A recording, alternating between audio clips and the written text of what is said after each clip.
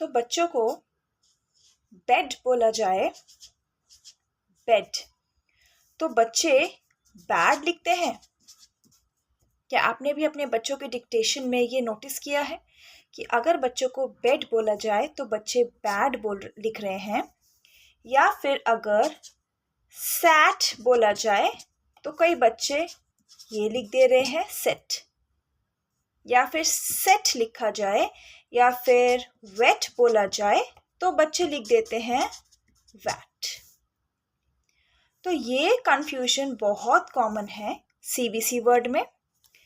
A E I O you, in vowels के, ये vowels हैं, इन वावल्स की शॉर्ट साउंड सिखाने के लिए और रीडिंग भी आप देखेंगे सिखाने के लिए सबसे पहले जो वर्ड सिखाए जाते हैं वो है CVC, यानी consonant, vowel, consonant. Friends, welcome back two moments इन टीन चैनल। कैसे हैं आप सब? आज हम लोग वीडियो में ये देखने वाले हैं कि CVC वर्ड्स कौन से हैं जब आप बच्चों को सिखा रहे हैं, या अगर आपके बच्चों ने CVC वर्ड सीखा है लेकिन उनको इस तरह से जब वो डिक्टेशन स्कूल में लिख रहे हैं तो गलत लिख रहे हैं। कई बार मैंने ये भी देखा है सिर्फ ए या फिर ई के साउंड में नहीं, बच्चे ई और आई के साउंड में भी कंफ्यूज होते हैं। कई बार मैंने डिक्टेशन में नोटिस किया है कि मैं हिट बोल रही हूँ तो बच्चे इस तरह लिख देते हैं। क्यों? क्योंकि उन्हें ई सुनाई दे रहा है। अब रीड करते समय तो वो ऐसा ही पढ़ते हैं, हाँ इट, क्योंकि रीडिंग अगर हम बच्चों को कॉन्स्टेंटली रीडिंग भी कराएं तो भी मैंने देखा है कि बच्चे बहुत ही अच्छे से वर्ड्स को रीड करते हैं। ब ए ग बेग, ए न मेन, इस तरह से। या फिर अगर ई साउंड है यानी कि आई से है तो फिर बच्चे ब ई बिन या ट ई टिन इस तरह से पढ़ रहे हैं। लेकिन सेम जब मैं उन्हें डिक्टेशन दे रही हूँ तो बच्चे ये कंफ्यूजन लिख करते हैं और उन्हें लिखने में डिफिकल्टी होती है या वो गलत लिख देते हैं। तो चलिए देखते हैं ऐसी छोटी छोटी सी 2-3 ट्रिक्स। अगर आपके बच्चों की भी सेम प्रॉब्लम हो रही है तो आप इसमें छोटी छोटी सी 2-3 ऐसी ट्रिक्स देख सकते हैं जिससे कि ईजी हो जाएगा और आपके बच्चों के जो डिक्टेशन में मार्क्स हैं वो नहीं कट होंगे। वीडियो को शुरू करने से पहले एक छोटी सी रिक्वेस्ट है, लाइक शेयर और सब्सक्राइब ज़रूर कीजिएगा जिन्होंने अभी तक सब्सक्राइब नहीं किया है चैनल को। हमारे चैनल में बहुत से इंग्लिश बुक्स का रिव्यू है और मैं अपनी ऑनलाइन क्लासेस में या ऑफलाइन क्लासेस में जो भी बुक्स यूज़ करती हूँ जो अच्छी होती है रीज़नेबल प्राइस में, अमेज़ॉन में आप इजीली ले सकते हैं, उन्हीं बुक्स का रिव्यू है। चलिए, तो अब हमने देखा जो वावल्स हैं, सारे लेटर्स जब बच्चों को सिखाए जाते हैं उसके बाद रीडिंग सिखाने के लिए सबसे पहले जो चीज़ सिखाई जाती है बच्चों को वो ब्लेंड, यानी कि पहले वी और सी का साउंड, यानी कि अप, इन, एट, इस तरह से। उसके बाद जब बच्चे ये सीख जाते हैं तो फैमिली वर्ड्स के थ्रू हम बच्चों को ख, अप, खप, ट, इन, टिन, एट, पैट, इस तरह से सिखाते हैं और जो बच्चे तुरंत रीडिंग भी सीख जाते हैं। बट रीडिंग के बाद अगर आप देखेंगे राइट करने के लिए देंगे तो बच्चे वो उनको डिफिकल्टी हो रही है, वो लिखने में वावल को गलत करते हैं। तो सबसे पहले फ्रेंड्स, हम लोग जब बच्चों को सिखाएंगे या अगर आपके बच्चे सीख चुके हैं, आपने देखा होगा बुक्स में अल्फाबेटिकली ही दिया हुआ है, जैसे कि पहला ए वावल से होता है। ए वावल का साउंड होता है ए। जब हम ए बोलते हैं तो हमारा माउथ, बच्चे को आपको चेक करना है कि बच्चा बोल कैसे रहा है, क्योंकि जब हम ए का साउंड लेते हैं जो कि ए है, हमारा माउथ थोड़ा सा वाइडली ओपन होता है, हमारा जो चिन है वो थोड़ा ज़्यादा नीचे की तरफ ड्रॉप होता है और हमारा माउथ, जैसे कि मैंने बताया, थोड़ा वाइडली ओपन होता है। तो हम ए बोलते हैं, ज़रा सा हम लोग स्ट्रेच करते हैं, कैट नहीं बोलकर कैट, कैट बोलते हैं। तो हम लोग ए का साउंड जो कि ए है उसको स्ट्रेच करते हैं, मैट। तो जब आप डिक्टेशन दे रहे हैं बच्चे को, अगर आपने सिखाया होगा कि हमारा माउथ जो है वो साउंड बोलने में वेरी करता है, स्पेशली ए और ए साउंड में, तो बच्चा भी हो सकता है आपको देखे कि आप उसका प्रोनाउंसिएशन कैसे कर रहे हैं। तो जब आप डिक्टेशन बोल रहे हैं तो आपको खास ध्यान रखना है। बच्चा जब रीड कर रहा है तो आप देखिए कि बच्चा ड एम डैम पढ़ रहा है। अगर बच्चा पीछे वर्ड में ब ए इसको ए पढ़ रहा है तो आपको बच्चे को टोकना है, क्योंकि जो ई लेटर का साउंड है वो है ए। हमारा माउथ बहुत छोटा सा ही ओपन होता है, हम लोग स्ट्रेच भी नहीं करते हैं।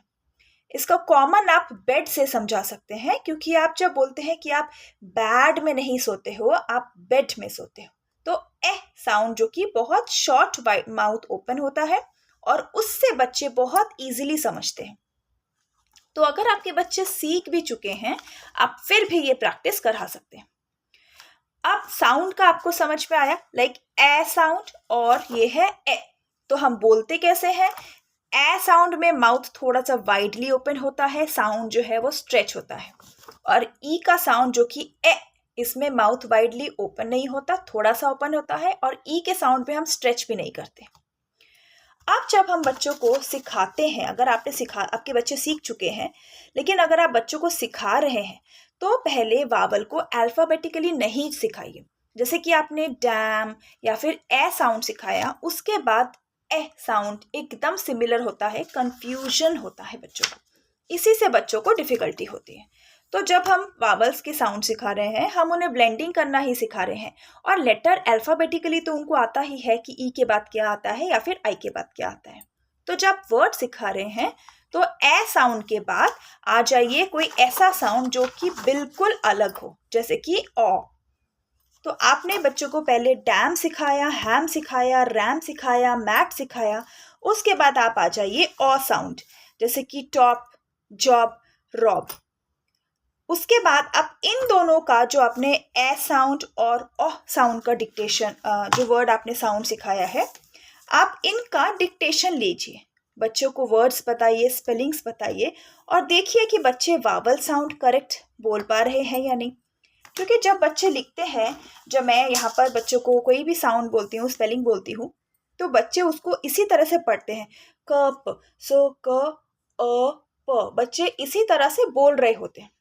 तो आप देखिए कि बच्चा आपका सही साउंड लेगा, ए साउंड, ओ साउंड, जिसमें उसे समझने में डिफिकल्टी नहीं आएगी।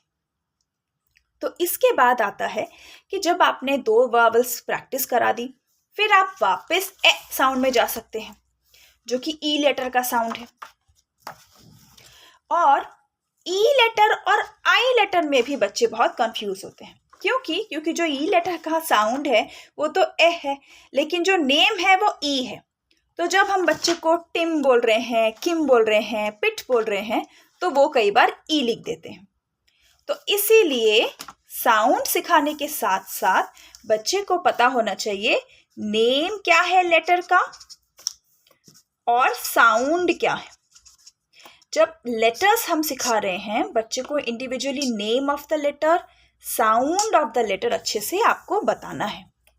इसीलिए जब आप बोलेंगे कि हम डिक्टेशन कर रहे हैं जिसपे मैं साउंड, आपको साउंड सुन के वर्ड्स को लिखना है, तब बच्चे साउंड पे फोकस करेंगे और वो ई और आई के बीच में साउंड को समझ के लिखेंगे।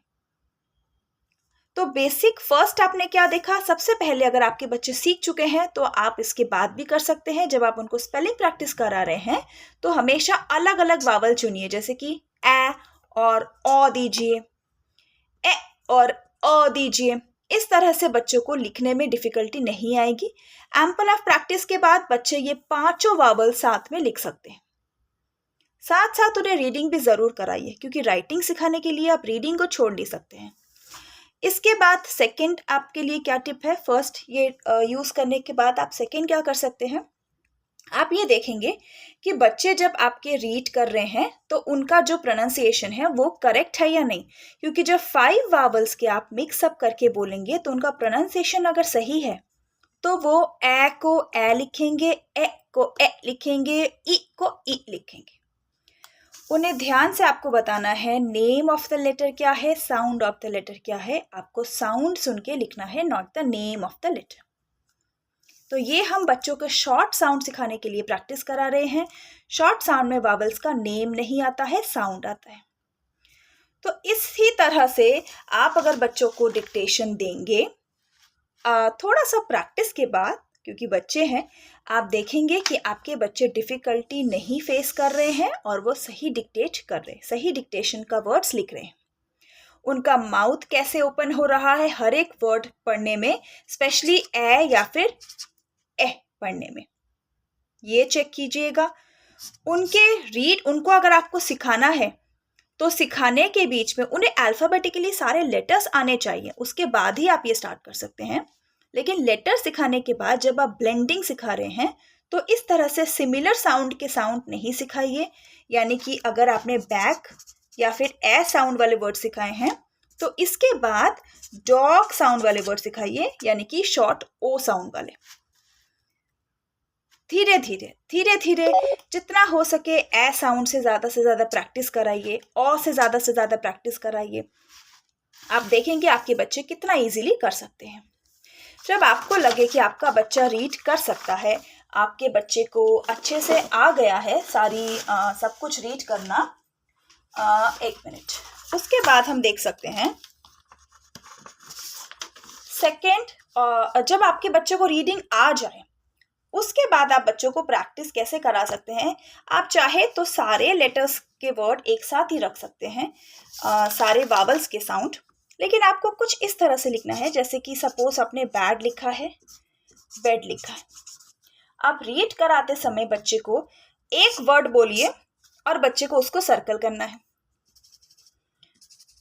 नेक्स्ट, अगर आपको कुछ और वर्ड, चलिए ए साउंड से ही, ये हो गया पेट और ये हो गया पैट। तो ये आप बोल के बच्चे को, एक बार आपने बैड बोला तो एक बार आपने पेट बोला। जैसे कि मैंने बताया कि जो हमारा माउथ है वो माउथ साउंड बोलने में वेरी करता है। ये ए हम लोग स्ट्रेच करते हैं, ये हम लोग स्ट्रेच नहीं करते हैं। तो जिस तरह से आप बोलेंगे बच्चे आपको भी देखेंगे, आपका फेस, कि आप प्रोनाउंसिएशन कैसे कर रहे हैं। अगर उन्हें साउंड पता चलता है प्रोनाउंसिएशन के बाद तो वो देखेंगे कि आप कैसे कर रहे हैं और वर्ड को राइट लिखेंगे। फिर आप लिखेंगे सिट या फिर सेट। आप बच्चे को बोलेंगे साउंड सुनो, साउंड, तो वो ई का साउंड पहचानेंगे और ई को टिक करेंगे। इस तरह से 1 वावल एट ए टाइम बच्चे को चेंज करके रीड कराने से बहुत इजी होता है बच्चों के लिए रीड करना। कॉप या फिर कप, ये फ्लुएंसी रीड कराने के लिए भी बहुत यूजफुल होता है। तो इस तरह से आप प्रैक्टिस कराइए और आप देखेंगे कि अगले डिक्टेशन तक आपके बच्चों के फुल मार्क्स आने लग जाएंगे। सो होपफुली आपको वीडियो अच्छा लगा हो। लाइक, शेयर और सब्सक्राइब ज़रूर कीजिएगा।